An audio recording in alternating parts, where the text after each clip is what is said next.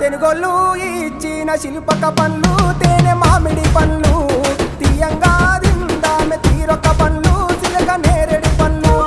కాబోళ్ళు ఇచ్చిన మక్క కంకులు అవి పాల కంకులు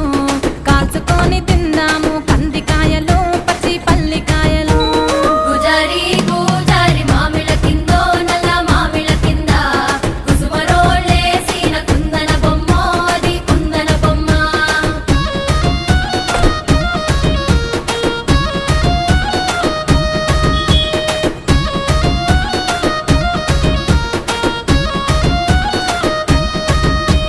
బెస్తోలు పెట్టిన పచ్చి చేపలు అవి వట్టి చేపలు